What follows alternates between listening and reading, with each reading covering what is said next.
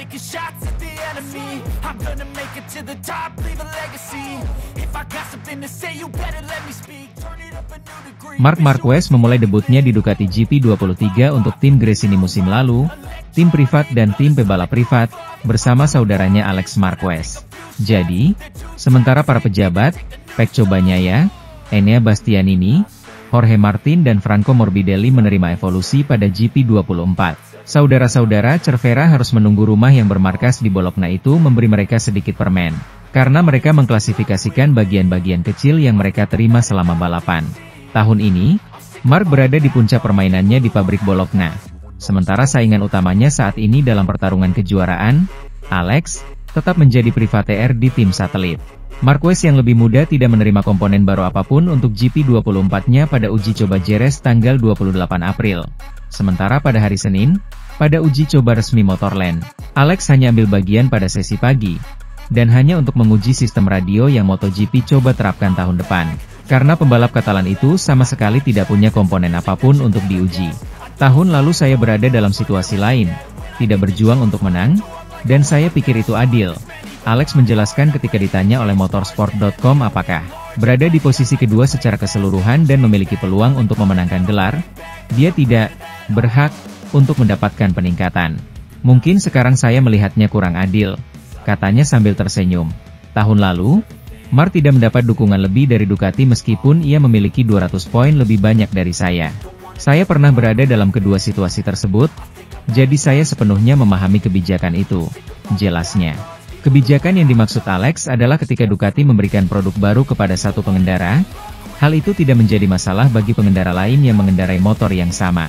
Kendati ada kekurangan teknis ini, di atas kertas, Alex memastikan bahwa hal itu tidak akan banyak mengubah situasi jika ia menerima umpan balik. Saya tahu bahwa Marc, dengan motor saya, juga lebih cepat dari saya akhir pekan ini. Saya tahu seberapa cepat Marc, dan itu tidak akan membuat saya frustrasi.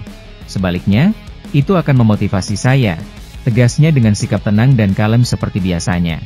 Sementara itu, setelah Johann Zarco menang di Le Mans dalam kondisi wet race dan finish kedua di Silverstone dalam kondisi yang dingin, rider LCR Honda itu gagal mencetak poin di MotoGP Aragon yang panasnya mencapai 50 derajat Celcius selama main race hari Minggu. Selain itu, trek di Motorland terkenal memiliki cengkeraman paling rendah dari semua lintasan dalam kalender MotoGP. Namun setidaknya Zarco berhasil lolos ke Q2, tetapi hanya mengamankan posisi ke-12 di grid start. Dan dalam sprint hari Sabtu, dia hanya finish di posisi ke-16. Tren penurunan berlanjut pada main race hari Minggu, rider asal Ken Prancis itu berada di posisi ke-13 saat dia crash pada lap ke-9. Johann Zarco mengatakan, ini mengecewakan, crash tidak pernah menyenangkan. Hal positifnya adalah kami berhasil kembali ke level yang seharusnya kami capai selama akhir pekan pada hari Sabtu. Yang kami butuhkan adalah kecepatan 10 besar dan setidaknya kami berhasil melakukannya. Namun sudah terlambat dan kami tidak siap. Saya terkejut karena saya mampu mencoba menyalip Jack Miller.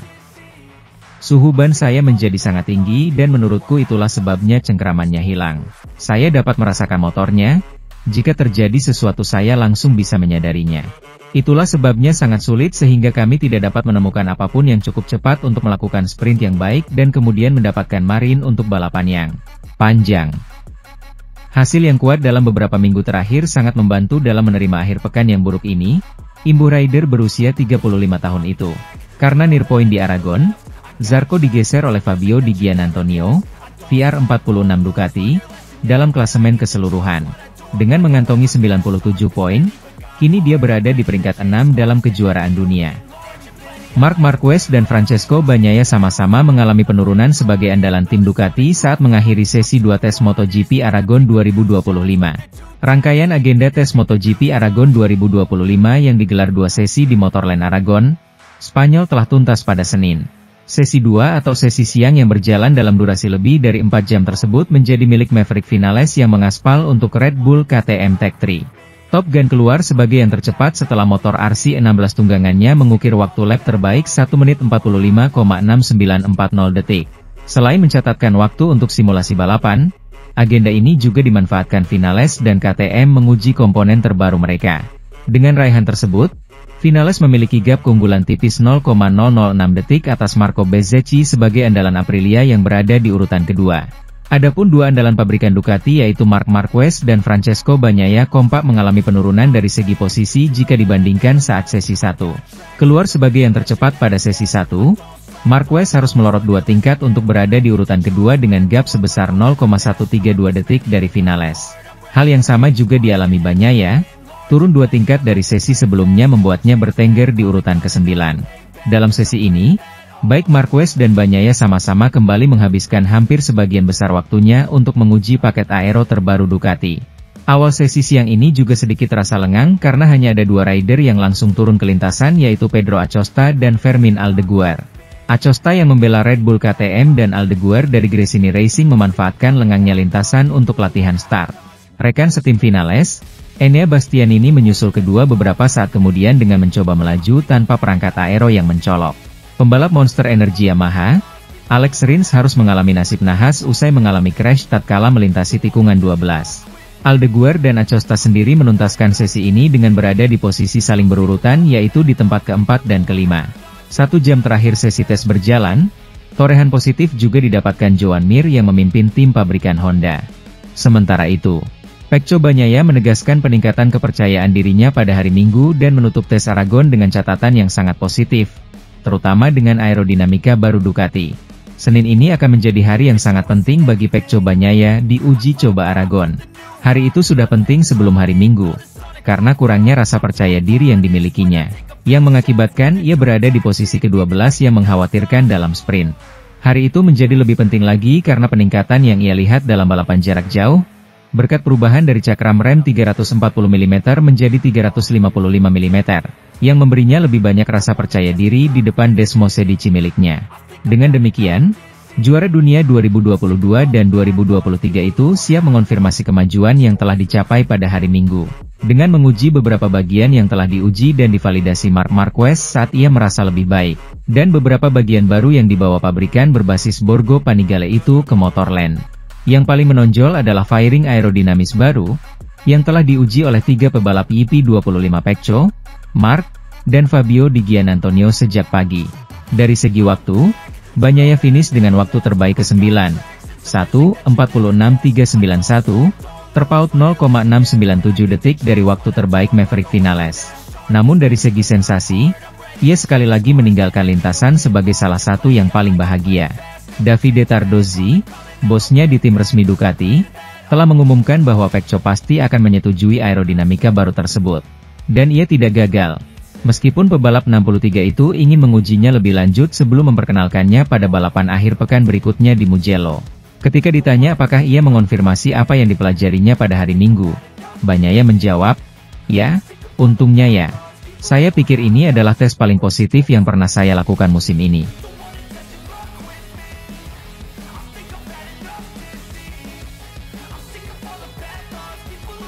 Marc Marquez mendedikasikan tes resmi IRTA MotoGP hari Senin di Motorland untuk menguji aerodinamika baru yang diberikan Ducati kepada kedua pembalap pabrikannya.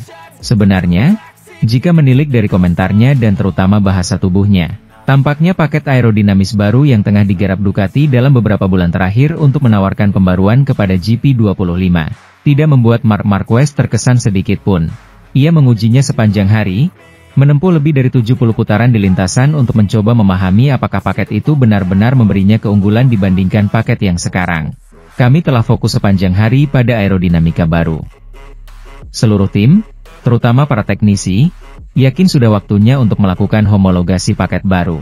Setiap kali Anda memiliki keseimbangan sepeda dan menambahkan aerodinamika baru, itu akan berubah cukup banyak. Jadi kami telah menyesuaikan ulang keseimbangan itu sedikit sepanjang hari dan kami telah berhasil menemukan sesuatu yang membuat saya merasa nyaman. Sekarang kami perlu menganalisis, karena ada beberapa pelengkap yang dapat diubah, dan kami harus menganalisis dengan saksama kombinasi mana yang paling cocok untuk kami. Dan kami akan melihat apakah Ducati memutuskan untuk melakukan homologasi atau menunggu uji coba Misano, September, yang mungkin sudah terlambat. Sementara Marc selalu dapat kembali ke paket aerodinamisnya saat ini, membuat perubahan apapun pada motor selalu mengandung risiko. Tetapi Marc memahami bahwa itu harus diterima. Selama risiko itu memberi Anda pilihan untuk kembali, tidak apa-apa. Sangat penting untuk menganalisisnya dengan baik, melakukannya di trek lain, memperkenalkannya sedikit demi sedikit, dan melihat apakah kami menyetujuinya atau tidak. Hari ini ada banyak karet di trek dan kami melaju semakin cepat. Mark mencatat waktu terbaik pagi itu. 1:45.749, dengan paket aerodinamis baru, yang berwarna hitam. Pada sore hari, saya pikir putaran terbaik adalah dengan motor saat ini, kata pemimpin kejuaraan dunia MotoGP itu. Pembalap Ducati itu memasuki lintasan 15 menit setelah jalur pit dibuka, mengendarai motor yang sama yang dikendarainya untuk meraih kemenangan di Grand Prix Aragon hari Minggu. Ia dengan cepat mencatatkan lap tercepat, 1:46.771, dan memuncaki catatan waktu. Sementara itu, Maverick Vinales menjadi yang tercepat dalam tes Aragon, di depan Bezzecchi dan Marquez, pada hari di mana Ducati menguji fairing aerodinamis baru. Segalanya tampak menunjukkan bahwa Marc Marquez juga akan mendominasi tes kolektif MotoGP hari Senin ini di Aragon, yang kedua di musim 2025. Namun, Marco Bezzecchi awalnya punya rencana lain. Pada pukul 18, ketika 8 jam sesi latihan bebas di trek hampir berakhir, pebalap Italia itu mencatatkan waktu yang menempatkannya di posisi pertama. Namun, bukan salah satu dari mereka, melainkan Maverick Vinales yang mencatat waktu tercepat untuk mendominasi hari yang ditandai dengan berbagai inovasi teknis yang dibawa oleh semua pabrikan. Pembalap Italia dari Aprilia, yang berada di posisi kelima, mencatat waktu 1:45.700 pada putarannya yang ke-38 dari 39 putaran pada sore hari. Sesi terakhir sebelum kembali ke pit, hampir 2 detik lebih cepat dari 1:47.684 yang membuatnya berada di posisi kedua dari bawah pada Q1 kualifikasi hari Sabtu. Dengan demikian, ia mengambil alih pimpinan dalam uji coba kolektif, di mana ia menguji peningkatan pada aerodinamika, elektronik, sasis, dan knalpotnya. Namun, pembalap KTM asal Spanyol itu mulai mencatatkan waktu terbaiknya dalam 10 menit terakhir sesi, dan hanya beberapa detik menjelang bendera finish. Ia mencatatkan waktu 1:45.694, rekor Motorland, pada putaran ke-46 untuk mencatatkan waktu terbaik, hampir 1 detik lebih cepat daripada di Q2. Pembalap asal Rossis itu mengatakan dalam pernyataannya bahwa KTM melakukan pengujian lebih dari yang saya harapkan, dengan menonjolkan bagian aerodinamis dengan downforce depan yang lebih sedikit untuk mencapai tikungan yang lebih alami pada RC16, dan bahwa itu berhasil. Marc Marquez merayakan akhir pekan yang sempurna di Aragon, dengan kemenangan ganda dalam sprint dan balapan panjang serta memimpin di setiap sesi, suatu prestasi yang belum diraihnya sejak 2015. Marc Marquez telah melalui 3 Grand Prix, Jerez, Le Mans dan Silverstone, tanpa kemenangan. Sebuah rekor yang dipatahkan di Aragon, salah satu trek yang paling disukainya jika kita melihat rekornya. Dengan tingkat konsentrasi ekstra yang mudah dideteksi dalam ekspresinya, pembalap Spanyol itu meraih akhir pekan yang mengesankan, dengan 2 kali kemenangan dalam sprint dan long race, serta pole position, dan sebagai pembalap tercepat di trek pada setiap sesi latihan. Sebuah bukti dominasinya di Motorland dan sebuah prestasi yang belum pernah dicapai siapapun dalam dekade terakhir. Yang terakhir adalah dia, 1 dekade lalu dan di Sachsenring, salah satu tempat favoritnya. Kemenangan tersebut, yang keempat dari 8 kemenangan yang dipertaruhkan musim ini, memperkuat posisinya sebagai pemimpin klasemen kejuaraan yang kini dikuasainya dengan keunggulan 32 poin atas saudaranya, Alex Marquez, dan keunggulan 93 poin atas Pecco Bagnaia. Keduanya bergabung dengannya di podium, meskipun keunggulan 93 dapat dengan mudah membuatnya sendirian di podium. Saya senang dengan bagaimana akhir pekan ini berjalan, tetapi saya sangat fokus. Kami mencoba untuk memiliki akhir pekan yang sempurna dan kami berhasil. Di sirkuit ini Anda tidak boleh membuat kesalahan dan kami tidak melakukannya. Akan ada beberapa hal yang membuat kami kesulitan, tetapi di sini kami harus mengatasinya. Simpul Marquez, yang berlari dengan marin sedemikian rupa, sehingga ia bahkan memaksa dirinya untuk memacu mobilnya agar tetap waspada dan tidak menimbulkan kemungkinan kesalahan. Akibat dari bersantai. Dengan 6 putaran tersisa, saya memasuki putaran. Secara mental saya bahkan tidak tahu tikungan mana yang saya lalui. Untuk berkonsentrasi, saya memutuskan untuk memacu mobil sedikit lebih keras. Hanya dalam 1 tahun, peran pebalap asal Cervera, Lleida, telah berubah secara dramatis. Musim lalu, mengenakan kostum Gresini, Motorland melihatnya menang lagi setelah 3 tahun. Sementara itu, manajer tim Honda HRC Castrol, Alberto Puig, kembali menegaskan takkan bergerak mendekati Jorge Martin selama tak ada kejelasan mengenai status kolaborasinya dengan Aprilia Racing di MotoGP 2026. Hal ini ia nyatakan di sela MotoGP Aragon, Spanyol, Jumat, 6 Juni 2025. Pekan lalu, Martin akhirnya resmi mengakui pertimbangannya meninggalkan Aprilia setahun lebih awal dari kontrak yang mereka sepakati.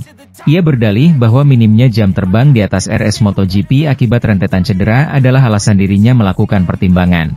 Dalam gelaran Aprilia All Stars di Misano, Italia, akhir pekan lalu, Martin dan Aprilia juga kompak mengaku masih mendiskusikan opsi melanjutkan kerja Sam. Atas alasan inilah Martin belum bisa dipastikan bakal hengkang atau justru bertahan di pabrikan asal Noale, Italia, tersebut.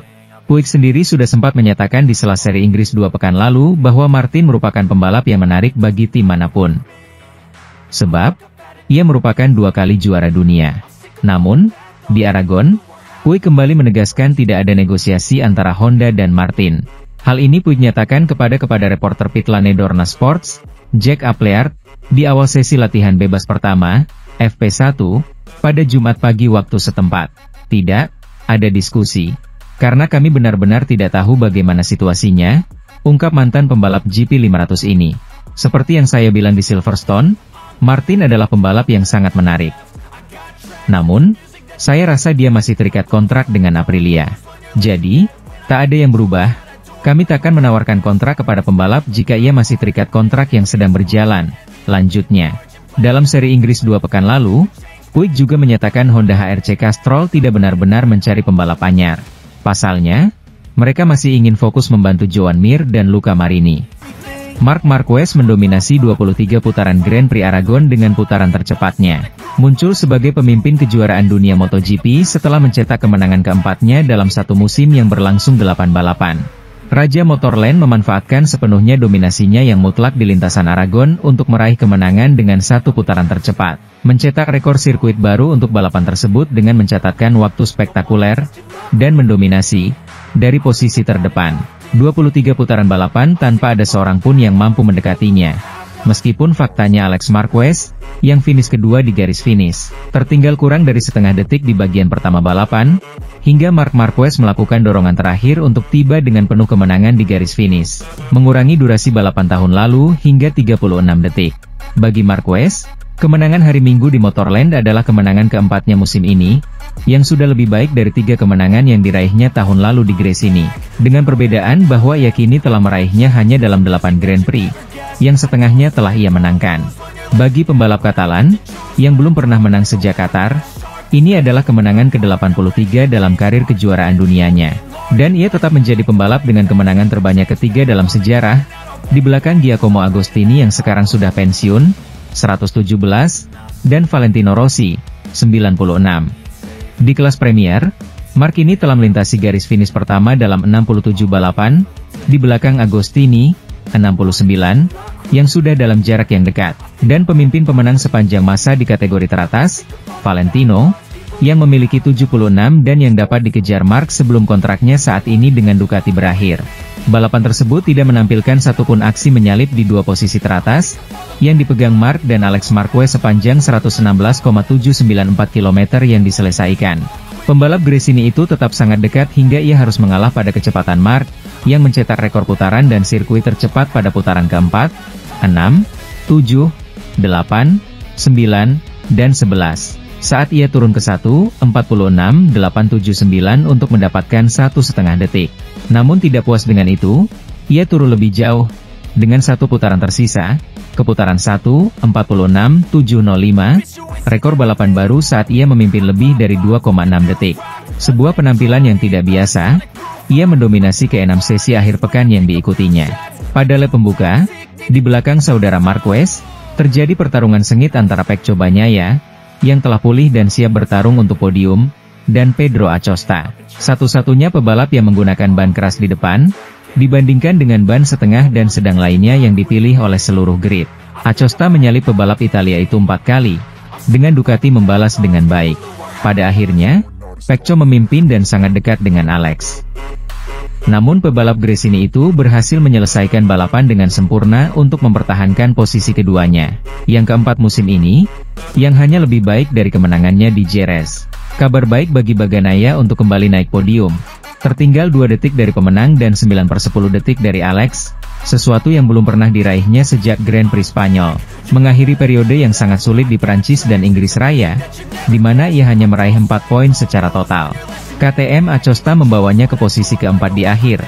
Motor non-Ducati pertama, mengalahkan Franco Morbidelli, yang bertarung ketat dengan Fermin Aldeguer, yang finish di posisi ke-6. Balapan yang hebat bagi Joan Mir, yang mengeluh pada hari Sabtu karena tersingkir dari jalur oleh Jack Miller di tikungan pertama. Berhasil menyelesaikan balapan Minggu dengan baik, finish di posisi ke-7.